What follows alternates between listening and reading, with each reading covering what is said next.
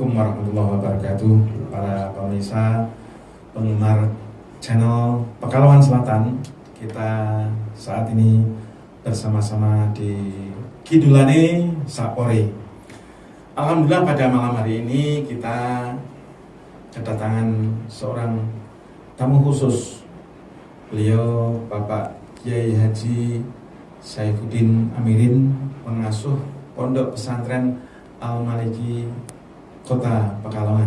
Assalamualaikum Pak Yai. Waalaikumsalam Pak Muhyiddin. Sehat nggih? Alhamdulillah pangestunipun. Pak Yai panjenengan sudah kersa rawuh di sini, sudah ber-AC tapi semakin adem ya. Masya Allah. Terima kasih. Nggih, isu yang sekarang sedang ramai dibicarakan di Kota Pekalongan memprihatinkan tapi sekaligus insya Allah bisa tertangani dengan peran serta pemerintah dan masyarakat. Bila ditanggung bersama-sama insya Allah bisa tertangani, yaitu anak tidak sekolah atau ATS.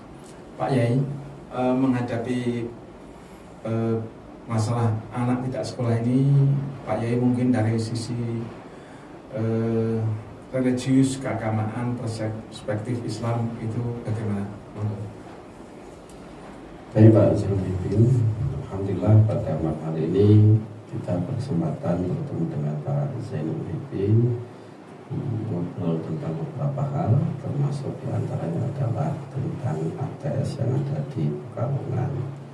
ATS, anak tidak sekolah, dalam perspektif agama itu sangat memprihatinkan sekali. Karena agama menganjurkan untuk thalabul ilmi sepanjang zaman, sepanjang hidup bahkan. Bagaimana anak tidak belajar? Itu thalabul ilminya berarti kan off.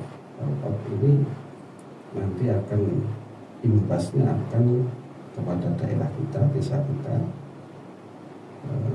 kecamatan yang ada di desa tersebut, bahkan kota, kalau kita di Pekalongan, bahkan negara secara keseluruhan di Indonesia kita cintai ini. Karena pendidikan apapun alasannya itu yang bisa akan memajukan semua hal dari titik pendidikan Pak Zainul. Jadi kalau pendidikan ini maju, anak-anak di negara, di kota kita, di kecamatan kita itu banyak yang sekolah, baik itu sekolah formal atau sekolah dalam tanda kutip pondok pesantren ya. Dan kebetulan insya Allah di pondok kita Pak Zainul itu juga ada yang formal, ada yang salaf.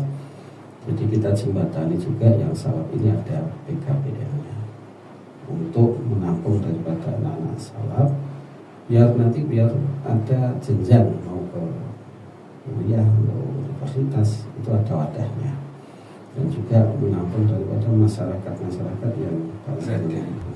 sekitar. Luar biasa, artinya berarti di pesantren Al-Maliki akan menyelenggarakan PKBM ya ini? PKBM. Saya kira kalau PKBM di Pekalongan sudah ada beberapa, termasuk ada sanggar kegiatan belajar. PKBM nanti yang akan dibentuk di Pondok Pesantren Al-Maliki itu gambarnya seperti apa Pak Yai? Jadi PKBM yang di Al-Maliki, satu, untuk menjembatani anak-anak mondok salaf. Anak mondok salaf ini kan artinya klasikal. Klasikal itu nggak ada bahasanya, kalau sekarang itu nggak dapat ijazah. Kita jembatani dengan PKBM. Kita jembatani di situ, baik yang di SD atau yang SMP atau yang SMA. Tapi juga membuka masyarakat di luar pesantren untuk ikut bergabung. Karena PKBM ini kita buka untuk umat. PKBM ini kita buka untuk umat, biar umat itu perhatian terhadap pendidikan. Nah, di antaranya yang di pondok itu rencananya tidak hanya pendidikan sebatas buku formal, tapi ada life skillnya. Life skill ini sangat diperlukan karena kadang-kadang waktu di sekolah nggak mencukupi. Artinya Pondok Pesantren Al-Maliki melalui PKBM akan membekali baik itu santri Al-Maliki maupun masyarakat di sekitar Al-Maliki untuk siap menghadapi setelah selesai dari era belajar mereka. Kira-kira seperti itu Pak Yai. Betul. Apalagi Pak Yai yang diajarkan di life skill-nya itu? Life skill-nya masing-masing Pak. Ada kelistrikan, karena di Al-Maliki juga ada pemangku listrik. Ada perkapalan, karena di Al-Maliki juga ada pemangku perkapalan. Ya. Terus ada pelayaran, karena di Al-Maliki juga ada pemangku pelayaran. Ya. Terus ada lagi usaha ikan yang dikemas, yang diekspor dan impor itu ada. Seperti itu. Perkebunan pun ada. Ya. Jadi nanti varian sekali, dan anak didorong atau orang-orang yang semisal aja ada yang sudah menjadi sudah lulus SD, lulus SMP, ingin punya kesetaraan SMA katakanlah, silahkan gabung di Al-Maliki, dan kepinginannya seperti apa nanti kita dorong bersama. Ya. Artinya biar meskipun di pesantren, tetapi nanti setelah selesai dari pesantren bisa mungkin SMP memiliki ijazah SMA betul. Ya, gimana kalau kita berpikir Indonesia itu menjadi Indonesia Mas, tapi pendidikan anak masih banyak yang tidak sekolah. Prihatin seperti itu Pak. Dan kita harus prihatin semua, tidak hanya pemerintah. Kalau pemerintah saja kasihan, tidak mampu. Ini harus semua ornamen, semua organ yang ada di negara ini harus bergerak bersama-sama bergandeng tangan untuk menanggulangi. Termasuk dari masyarakat, tokoh-tokoh masyarakat dan semua lembaga yang ada di masyarakat, termasuk pesantren Al-Maliki. Betul. Ini Pak Yai Saifuddin ini pemangku pesantren, sebuah pondok pesantren Al-Maliki yang sangat visioner dan memiliki gambaran-gambaran ke depan bagi anak-anak didiknya. Romo Yai, untuk anak yang tidak belajar, tadi sampaikan bahwa belajar itu di dalam Islam itu kan wajib ya. Kalau saya nggak salah sebut, aku nggak ngomong tapi izin kalau Pak Yai saya. Tolabul ilmu, tolabul ilmi, apa ilmu? Tolabul ilmi, faridatun ala kulli muslimatin wa ala kulli muslimin wa muslimatin. Itu di sini kemudian ditolak ukur ya.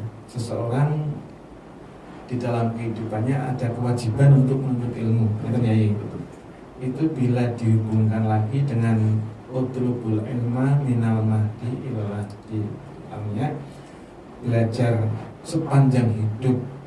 Nah, Romai, dari dua hadis ini dihubungkan dengan konsep pendidikan panjenengan itu pripun gambarnya? Mohon maaf Pak Zainuddin, ini ada lagi utlubul ilma wal hisab. Utlubul ilma wal hisab. Dan itu dalam tolabul ilmi faridah ada tak marbudah di situ kan. Sebagian ulama muhaddisin menafsir bahwa itu adalah ilmu balaghah. Balaghah itu sangat diperhatikan urusan pendidikan. Artinya ternyata bahwa menurut ilmu itu sesuatu yang sangat urgen dalam kita beragama. Betul. Berpunya dia. Maka dalam konteks hadis yang disebut oleh Pak Zainuddin tadi, beberapa rangkaian hadis tadi, kita melihat betapa pentingnya pencari ilmu. Orang mungkin beranggapan kalau saya sudah usaha sukses ini cukup dengan SD saja, itu si fulan SD sudah bisa haji, bisa membangun rumah. Gak sesimpel itu. Gak sesimpel itu. Artinya orang berpendidikan itu pola pikirnya akan beda. Kemajuan daerah, kemajuan negara tergantung dari pola pikir dan pendidikan daripada daerah itu masing-masing. Tatkala orang yang dicontohkan yang si fulan ini SD gak tamat tapi sukses ini bisa haji ini, itu hanya 1, 2 bisa dihitung. Kasuistis nih. khusus. Betul. Artinya itu Pak Zainuddin, kalau secara keseluruhan kita sangat prihatin sekali bagaimana nanti menghadapi Indonesia Emas yang persaingan globalnya semakin ketat. Maka di Al-Maliki itu kita ada pondok yang memang akademiknya harus kuat seperti Al-Maliki Cendekia yang kebetulan kita dibarengi, didampingi oleh Pak Anam sebagai kepala sekolah Man Cendekia dan teman-teman yang ada di sana untuk membackup ini biar muncul pendidikan Islami yang kuat. Selain itu kita klasikali masih menjaga wajah apa diniyahnya juga kita masih jaga. Artinya pondok salaf ini kan sebagai nanti adalah pilar yang diantaranya orang-orang terjaga daripada keburukan aliran yang nanti akan berkembang di sepanjang zaman ini akan berjalan, karena ada banyak, sehingga ini untuk mengkanter atau membentengi daripada orang-orang yang ada di salaf. Dan di lain itu kita juga ingin orang salaf tidak dipandang hanya pondok pesantren salaf itu misalnya ngaji. Kita nggak ingin seperti itu. Ada biar muncul intelektual dari pondok salaf yang mana kadang-kala kita memandang sebelah mata pondok pesantren.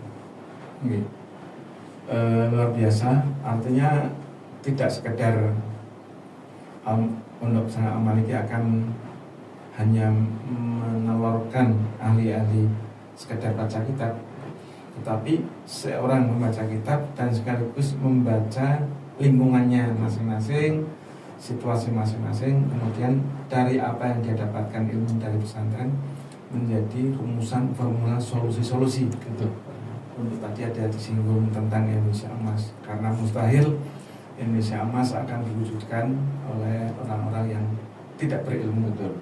Nah, ternyata konsepsi Al-Maliki sudah visioner, artinya sudah memandang kedepannya seperti apa, dan pesantren Al-Maliki mempersiapkan generasi yang siap untuk menghadapi permasalahan-permasalahan ke depan. Nah, Romo Yai, di dalam kurikulumnya Al-Maliki, apakah sudah ada titik-titik yang membuat agar anak-anak yang tidak sekolah itu tertarik? Yang penting mereka itu tidak menjadi anak yang tidak sekolah, atau mereka itu bisa tertarik untuk belajar di Al-Maliki, tidak hanya PKBM-nya, tapi kemudian kepincut kepada pola pembelajaran yang ada di Al-Maliki. Kira-kira di dalamnya ada sesuatu yang menarik, yang lebih apa ini? Kita sih sudah ada beberapa format-format Pak Zainuddin tentang skema itu. Di antaranya adalah kalau kita menulis daripada sekolah yang ada di Finlandia, bagaimana sekolah yang skalanya terbaik skala dunia. Kalau di Finlandia itu kita melihat SD itu hanya 2 pelajaran. 2 pelajaran, enteng ya gurunya. Muridnya juga enteng, enggak ya? 2 pelajaran. Bagaimana Finlandia itu menerapkan itu sehingga anak didiknya menjadi anak didik yang skalanya internasional, suara internasional dalam pendidikan. Kita mungkin nggak bisa meniru itu, tapi kita mengadopsi hal-hal yang positif dari itu. Kearifan lokal kita pakai. Kita langsung mengadopsi dari mereka mungkin nggak bisa, tapi kearifan lokal kita pakai. Dari itu. Artinya berarti kita tidak mengatakan pesantren kok ora kalah karo Eropa gitu. Betul. Kira-kira simple. Nah, mari kita berharap bersama-sama Kota Pekalongan dengan adanya pesantren Al-Maliki ini nantinya akan menjadi center bagi model pendidikan, role pendidikan bagi Jawa Tengah, Indonesia dan dunia. Dengan tekad dari beliau, maka insya Allah kesiapan dari pesantren Al-Maliki ini untuk ikut menuntaskan ATS di Kota Pekalongan insya Allah akan segera terwujud. Saya berharap moga-moga ATS di Kota Pekalongan bisa nol, karena prinsipnya adalah bahwa kita menangani ATS itu bukan sekedar angka-angka, tetapi solusi yang terbaik. Anak harus belajar. Saya sampaikan oleh beliau bahwa faridotun ada tak marbutoh, itu penguatan namanya, penguatan tauhidnya di situ, sehingga dalam konsepsi Islam dalam hal yang ditunjukkan oleh pesantren Al-Maliki adalah meletakkan ilmu sebagai panglimanya bagi pencapaian terwujudnya Indonesia Emas. Luar biasa.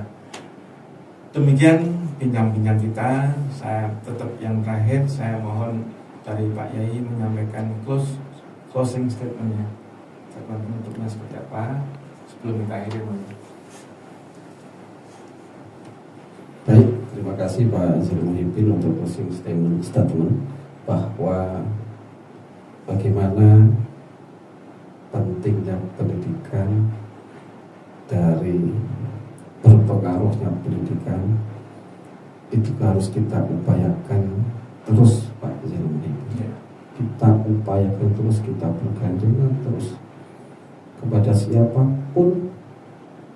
Jangan sampai putus asa terus untuk pendidikan kita perjuangkan. Itu saja. Terima kasih, luar biasa closing statement dari beliau. Betapa belajar itu adalah sesuatu yang harus dilakukan sepanjang hidup. Maka apabila ini bisa terwujud, moga-moga cita-cita bangsa Indonesia menuju Indonesia Emas juga bisa terwujud. Bahkan berpusat dari lembaga pondok pesantren, dalam hal ini pondok pesantren Al-Maliki. Terima kasih Romo Yai. Sama-sama Pak Zul. Moga-moga bincang kita di malam ini bermanfaat, dan moga-moga Pak Yai kaso untuk sering-sering menyampaikan hal-hal yang bermanfaat bagi kita semuanya, di samping sebagai pengasuh pesantren juga pengasuh di masyarakat. Kalau dulunya di pertemuan-pertemuan, nantinya Pak Yai akan memberikan tausiah di dunia maya sehingga lebih luas lagi. Alhamdulillah kita sudah mengakhiri podcast kita malam hari ini di channel kesayangan kita, channel Pekalongan Selatan, di program Kidulane Sakpori. Assalamualaikum warahmatullahi wabarakatuh. Waalaikumsalam warahmatullahi wabarakatuh.